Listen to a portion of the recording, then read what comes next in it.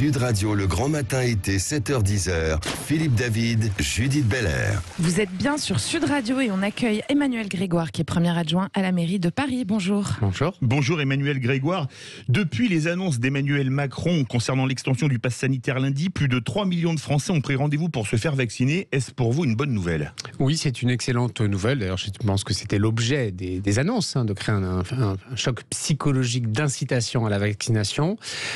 Ça marche sur ce plan-là. C'est bien que la vaccination continue à monter en puissance. C'est incontestablement pas la seule, mais notre meilleure arme pour sortir de cette épidémie. Nombre de personnes disent les mesures annoncées comme liberticides.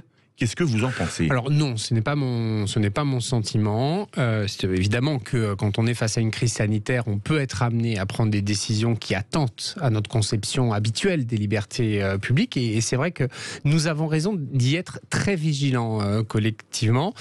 Mais ne s'agissant pas d'obligation vaccinale, je pense que c'était important d'envoyer un message positif d'intérêt à se faire vacciner pour soi-même, pour les autres et pour retrouver une vie sociale plus normal, mais je crois que c'est le travail notamment, pas d'Emmanuel Macron, mais c'est le travail des parlementaires de veiller au dosage entre les mesures destinées à défendre l'intérêt général, et donc qui peuvent avoir une dimension liberticide, et en même temps de protéger les libertés individuelles. C'est là qu'il faudra voir le détail, parce qu'en réalité, dans la transposition, dans le détail des annonces, on voit que ça soulève énormément de questions. Vous avez dit que ce n'était pas une obligation vaccinale, mais est-ce que c'est pas une obligation vaccinale quand même déguisée ? Ça y ressemble beaucoup, effectivement. Donc c'est une obligation vaccinale déguisée. Non, sur le plan juridique, c'est très différent. D'ailleurs, il y a plein de pays dans lesquels il y a des obligations vaccinales. Elles sont banales sur un certain nombre de maladies infantiles particulièrement létales, et depuis des dizaines d'années, notre pays connaît des obligations vaccinales sur des maladies très graves, très contagieuses, très létales.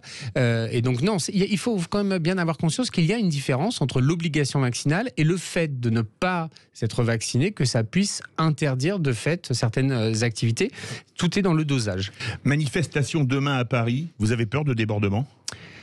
Comme d'habitude, depuis plusieurs années maintenant, une colère sociale très forte s'est installée et avec une forme d'habitude, de dégradation destinée à deux choses. D'abord, de la part de certains manifestants, de donner de la visibilité à leur mouvement dans un espèce de chassé-croisé entre pression médiatique, visibilité médiatique et violence urbaine pour créer de l'écho. Il y a en plus ce phénomène, j'allais dire, d'infiltration par des gens qui prennent un plaisir extrêmement pervers à casser pour casser, parfois même à voler d'ailleurs, il faut en avoir conscience.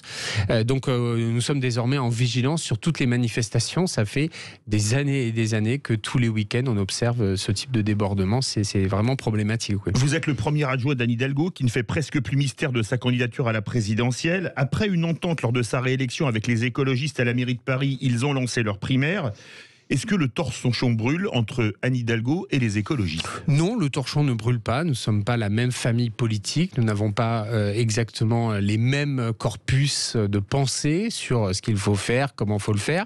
Évidemment, Anne Hidalgo, elle est très engagée sur les questions écologiques, mais elle a toujours considéré que l'eau sociale était une dimension fondamentale de l'action publique et que l'action publique, elle était là pour aider à la redistribution des richesses, pour aider à l'éducation, à la promotion, à l'ascenseur social. C'est pas la même famille politique, donc c'est pas anormal qu'il y ait des différences. Nous respectons les écologistes, leur primaire, Europe Écologie, les Verts, et Anne Hidalgo, elle trace son chemin et elle dira en temps utile si elle est candidate ou non. Elle est la meilleure candidate pour rassembler à gauche, malgré ses 6% dans les sondages ? Oui, alors d'abord les sondages, nous y attachons une importance très relative. C'est évidemment un élément qu'on regarde, mais c'est pas du tout prescriptif de ce qu'il va se passer dans la réalité. Et notamment Anne Hidalgo, elle est persuadée que la politique, c'est une dynamique. On propose des choses, on fait de la confrontation et on est en situation de convaincre des gens. Si on n'y arrive pas, on n'est pas élu, et si on y arrive, on se crée un chemin. Et donc, on essaie de réfléchir à tout ça, et elle, la première, indépendamment des sondages. Ce qui est important, c'est pas les sondages. Ce qui est important, c'est qu'est-ce qu'on veut faire, pourquoi on veut le faire, avec qui on veut le faire et comment on veut le faire. Hier, à votre place, il y avait David Béliard, maire adjoint écologiste à la mairie de Paris, qui a dit que la démocratie a fait ses preuves. C'est aujourd'hui l'écologie qui doit prendre le leadership à gauche. Que lui répondez-vous ? D'abord que la question écologique, elle est centrale. Je crois d'ailleurs que nul ne peut prétendre la porter seule. Et Anne Hidalgo l'a fait la démonstration dans les faits qu'elle était quelqu'un d'inspiré par les enjeux environnementaux. Et deuxièmement, j'ai beaucoup de respect pour David, qui est un ami, mais on n'a pas exactement la même interprétation des résultats. Mais enfin, il paraît que c'est à la mode de chacun lit à l'aune de son propre intérêt. Je crois que ce sujet est assez secondaire. Personne n'a de légitimité naturelle. Une légitimité, ça se construit politiquement et ça se construit par un projet. Donc parlons des projets plutôt que de savoir qui, en fonction des résultats, qui, en fonction de ce qui s'est passé, est légitime ou pas. Je crois que ça n'intéresse personne, ce sujet. Le sujet, c'est qu'est-ce qu'on veut proposer et comment on entend le mettre en œuvre. Anne Hidalgo, elle est social-démocrate ?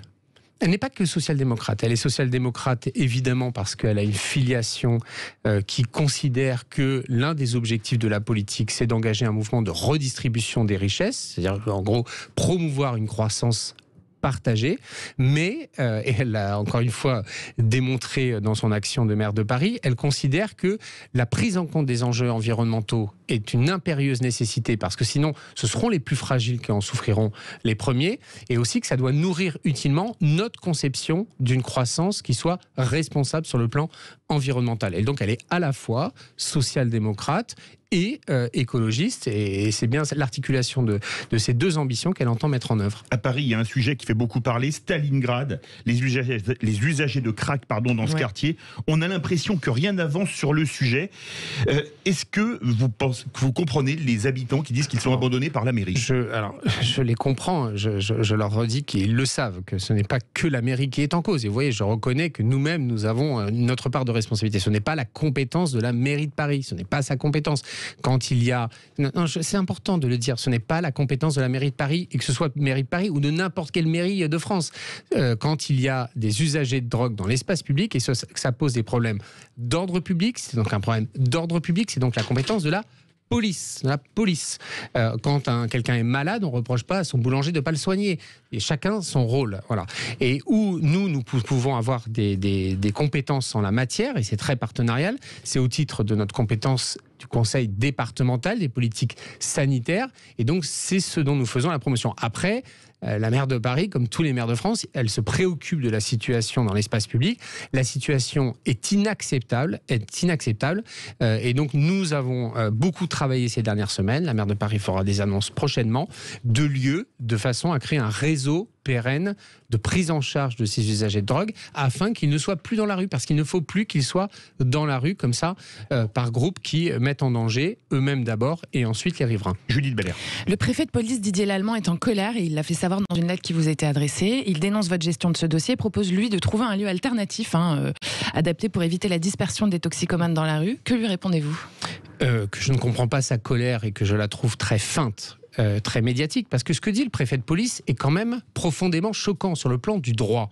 Un préfet de police, il est là pour assurer l'ordre public. Son avis personnel d'ailleurs sur ces sujets-là nous intéresse finalement assez peu. Il ne peut pas accepter l'idée de reconstituer une scène de consommation à l'air libre qui soit une zone de non-droit. Parce que ce que propose le préfet de police, il l'a écrit, et pardon d'en faire l'interprétation, c'est de créer une colline du crack et d'institutionnaliser une colline du crack. C'est-à-dire les mettre tous à un endroit et en gros les laisser se gérer telle une cour des miracles. Déjà pour les héroïnomanes, pourquoi est-ce qu'il n'y aurait pas une colline du crack pour les crackheads ?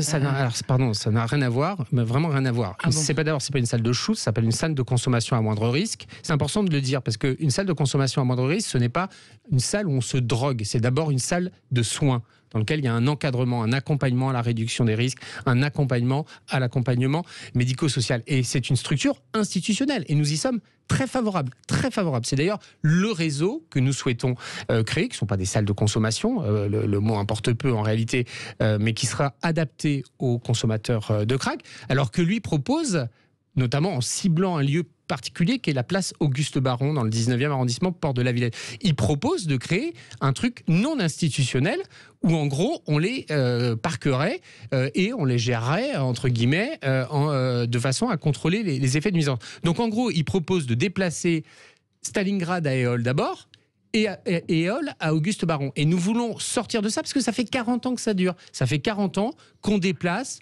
des points de sédentarisation, des points illégaux dans lesquels il y a de la vente et de la consommation sans contrôle, mais où, d'une certaine manière, les pouvoirs publics s'accommodaient de les parquer dans des endroits pas trop visibles, où ils dérangeaient moins. Cette logique, elle est vraiment arrivée au bout du bout, et donc nous disons, ça suffit cette logique-là, et nous ne comprenons pas qu'un préfet de police puisse officiellement prendre cette position-là, qui est contraire au droit. Un préfet, ça doit faire appliquer le droit. Et là, en l'occurrence, ce qu'il propose est quelque chose d'illégal. Et donc, nous recommandons la création d'un réseau de salles thérapeutiques, de réduction des risques. Et la maire a déjà annoncé qu'elle proposerait des lieux au gouvernement. Et je me réjouis que le ministre de la Santé ait confirmé hier l'accord du gouvernement pour le mettre en œuvre. Merci beaucoup, Emmanuel Grégoire.